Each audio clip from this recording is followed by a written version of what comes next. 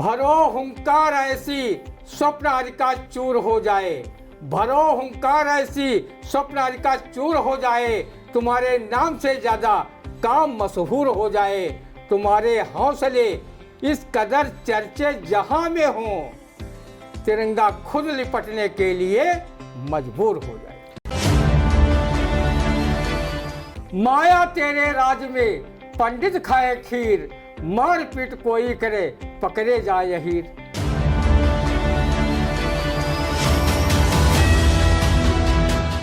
नमस्कार, आप देख रहे हैं आई इंडिया और मैं हूं आपके साथ निशांत गुप्ता। आई इंडिया के खास कार्यक्रम रंदा में आप सभी दर्शकों का बहुत बहुत स्वागत है। खबरों पर रंदा चलाने के लिए आई इंडिया के स्टूडियो में मौजूद है वरिष्ठ पत्रकार, कवि एवं रंगकर्मी ज्ञान प्रकाश सिंह प्रतीक जी। प्रतीक जी, आपका बहुत बहुत स्वागत है आई इंडिया के स्टूडियो में। आज की पहली खबर की शुरुआत करेंगे, जहां अपने 17वें जन्म दिवस पर बोली बसपा सुप्रीमो बहन मायावती कि ब्राह्मणों को बाटी चोखा नहीं सम्मान चाहिए। उन्होंने कहा कि ब्राह्मणों का हित बसपा में ही सुरक्षित। अब बहन कुमारी मायावती के इस बयान पर क्या कहेगा रंदा, सुनते हैं। रंदा इंडिया न्यूज चैनल की ओर से बसपा सुप्रीमो बहन श्री मायावती को 17वें जन्मदिवस की बधाई देता है कि वो दीर्घायु हो और सानंद रहे, उनका हाथी भी टन रहे और 2027 के विधानसभा चुनाव में बसपा का चुनावी खटारा खींचने में कामयाब रहे। बहन जी, अगर ब्राह्मणों को सम्मान देना ही है तो बहुजन समाज पार्टी से उसे ब्राह्मण समाज पार्टी घोषित कर देना चाहिए। इससे कम पर शायद हमारे सम्मानित ब्राह्मणजन अपने को सम्मानित महसूस न कर सकें। वैसे बहन जी, रंदा की समझ में हर व्यक्ति अपमान से ही सम्मानित है। बहन जी, छोटे मुंह बड़ी बात कहने का दुस्साहस जनचर्चा के अनुसार कर रहा हूं। जब से बसपा का जन्म हुआ है तो बसपा ने भी कभी ब्राह्मणवादी व्यवस्था नष्ट करने तो कभी मनवादी कहकर चिढ़ाया गया। बहन जी, आपकी पार्टी ब्राह्मण सहित अन्य सवर्ण पार्टियों का कितना सम्मान करती रही है, किसी से छिपा नहीं है। आप ही बताओ कि किस पार्टी ने इस सवर्ण जातियों को सामंती सोच वाला मनवादी कहा और किस पार्टी के कार्यकर्ताओं ने, नेताओं ने तिलक तराजू और तलवार, इनके मारो जूते चार के नारे लगाए तथा बनिया माफ ठाकुर हाफ व ब्राह्मण साफ के नारे की दल ने लगाए थे।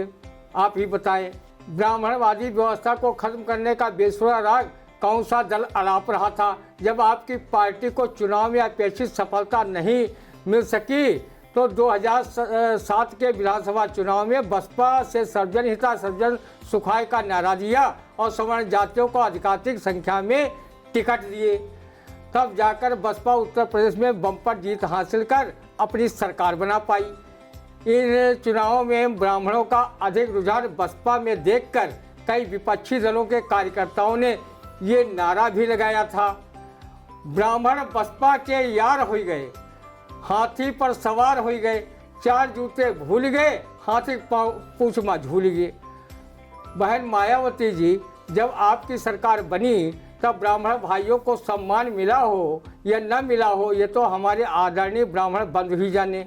लेकिन विपक्षी पार्टियों के लोग आपकी सरकार में किसी कवि की इन काव्य पंक्तियों से ब्राह्मण बंधुओं को अपमानित करने का काम करते रहे। माया तेरे राज में पंडित खाए खीर, मार पीट कोई करे पकड़े जाए हीर।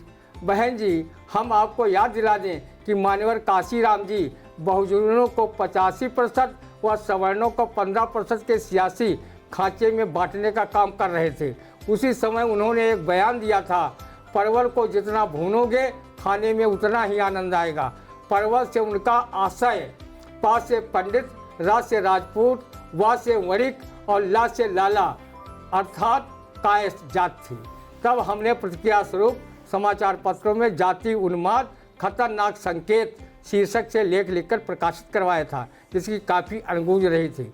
बहन जी, जब गेस्ट हाउस कांड हुआ था तब आपकी जान बचाने में ब्राह्मण जात के दमदार नेता ब्रह्मदत्त द्विवेदी ने अहम भूमिका निभाई थी। बहन जी, अगर ब्राह्मणों के प्रति आपके मन में इतना ही सम्मान था तो दलित महापुरुषों के साथ साथ भगवान परशुराम, गुरु वशिष्ठ के साथ साथ अन्य ब्राह्मण समाज के प्रेरणादायक महापुरुषों की भी मूर्तियां लखनऊ में लगवाई होती। योगी सरकार में कुछ भाजपा के ब्राह्मण विधायकों ने एक साथ बैठकर चोखा बाटी चाय पानी कर एक दूसरे का सुख दुख क्या पूछ लिया। कि सपा बसपा कांग्रेस जैसी पार्टियां उनके वोट बैंक को लुभाने के लिए ब्राह्मण सम्मान की बातें करने लगी। ब्राह्मण हमेशा सम्मानित था और रहेगा, लेकिन उसका अपमान करने वाला जब नंद वंश नहीं रहा तो अपमान करने वाली राजनीतिक पार्टियां भी समय के साथ धूल धूसरित होकर रह जाएंगी। बसपा बुद्धिजीवी वर्ग में आता है, वो स्वयं जानता है कि किस राजनीतिक दल में उसका सम्मान है और किस दल में जाने से अपमान है। अगर बसपा में सम्मान ही होता तो वो सपा भाजपा व कांग्रेस में क्यों चले जाते। रंदा बहन जी, आपके शासनकाल की हमेशा मैं सराहना करता हूँ कि आपने जिस प्रकार अपने शासनकाल में कानून व्यवस्था को बनाए रखा और तमाम विकास की योजनाओं को धरातल पर उतारा, लॉटरी जैसे व्यसन पर प्रतिबंध लगाकर लोगों को उससे और मुक्ति दिलाई।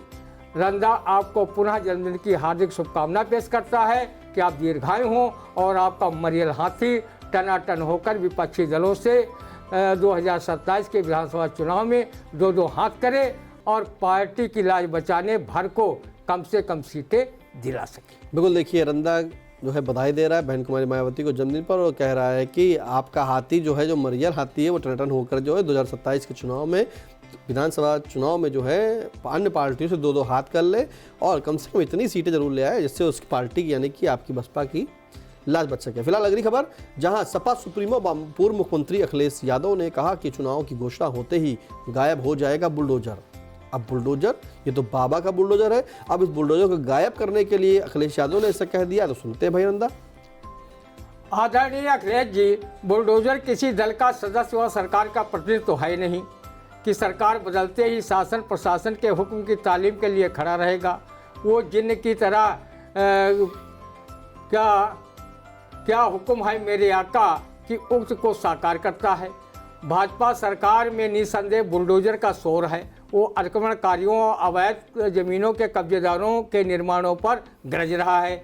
रंदा भी भूला नहीं है कि जिस बुलडोजर को चुनाव से पहले गायब होने की बात अखिलेश जी आप कर रहे हैं, जब प्रदेश में आपकी सरकार थी तो आपने भी बुलडोजर चलाने में चूक नहीं की थी।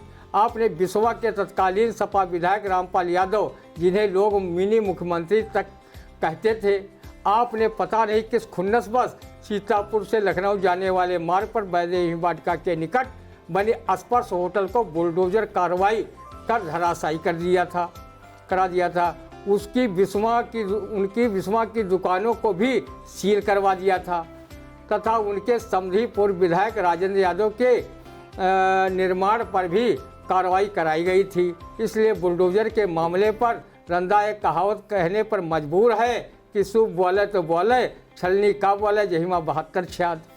वैसे रंदा पूर्व मुख्यमंत्री अखिलेश यादव का बेहद सम्मान करता है। वो उच्च शिक्षित स्वाभिमानी नेता हैं। वो स्पष्ट वक्ता तथा सियासी दांवपेच में अपने पिता श्री धरतीपुत्र मुलायम सिंह की तरह माहिर हैं। लोकसभा चुनाव में सपा ने 37 सीटें जीतकर देश की तीसरी पार्टी बनने का रिकॉर्ड बनाया। उत्तर प्रदेश में सपा मुख्य विपक्षी पार्टी बनी हुई है। राजनीतिक विश्लेषक अभी से मान रहे हैं कि कहीं भाजपा चुनाव में चूकी तो अखिलेश यादव की सरकार बनने से कोई माई का लाल नहीं रोक सकता। चुनाव के समय सारे राजनेता जनता को देवतुल्य तथा चुनाव जीतने के बाद यही नेता जनता को खरपतवार समझकर कवि अरुणेश मिश्र की ये पंक्तियां साकार करने लगते हैं। हम चुनाव में खड़े हैं, आम जनता का भला करने पे अड़े हैं। पिछले चुनाव की तरह इस बार भी झूठ की मुठ पकड़े हैं। जीत गए तो लोकतंत्र की अंगूठी में हीरे की तरह जड़े हैं, अन्यथा राजनीति के बियाबान में 5 साल तक औंधे मुंह पड़े हैं। बिल्कुल, तो औंधे मुंह पड़े हैं 5 साल तक। फिलहाल बता दें कि जिस तरह से समाजवादी पार्टी के राष्ट्रीय अध्यक्ष व पूर्व मुख्यमंत्री अखिलेश यादव ने कहा कि हमारी सरकार जब आएगी तो बुलडोजर बंद हो जाएगा। अब बुलडोजर कैसे बंद हो जाएगा? रंदा ने याद दिलाया कि आपकी जब सरकार रही तो आपने भी भाई बुलडोजर चलाया था। कहीं मत जाइए, सीतापुर के वैदेही वाटिका स्थित स्पर्श होटल पर ही आइए और देखिए कि आपके द्वारा बुलडोजर चलाया गया था। बड़ी कार्रवाई की गई थी।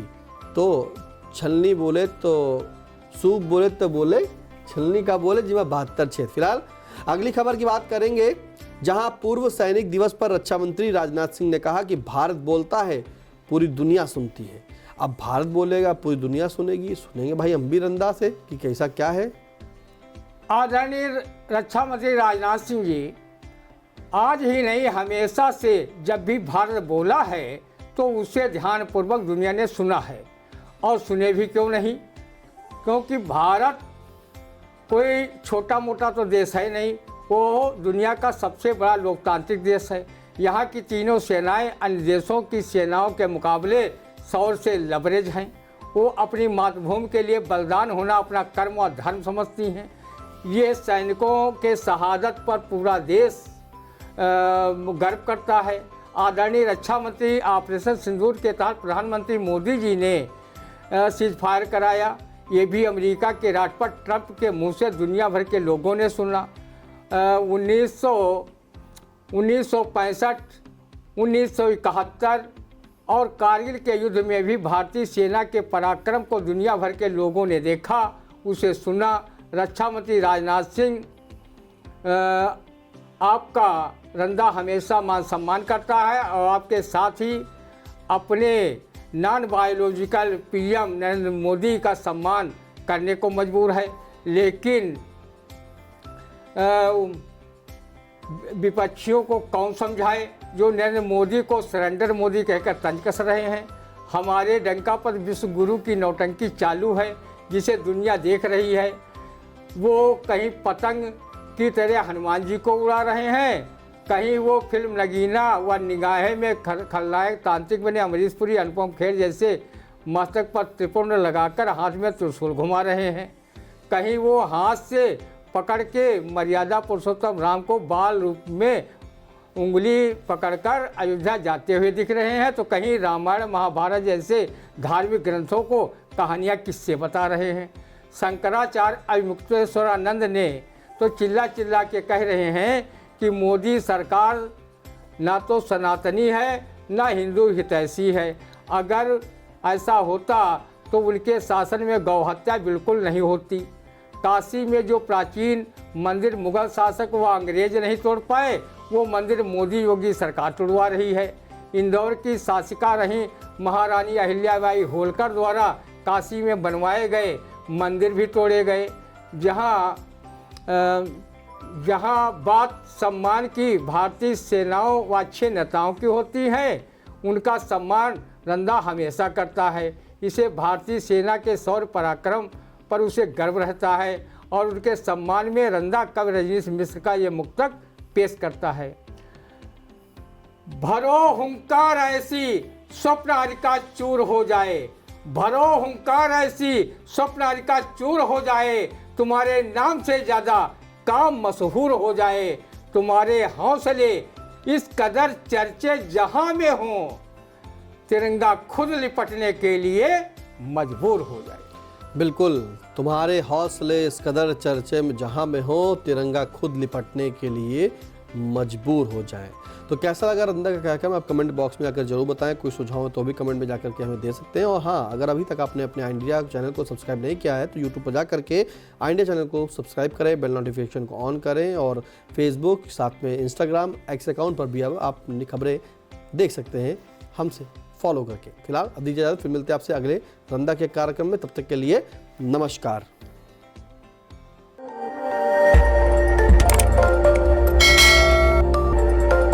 खबर आपकी, नजर हमारी। देखते रहिए आई इंडिया।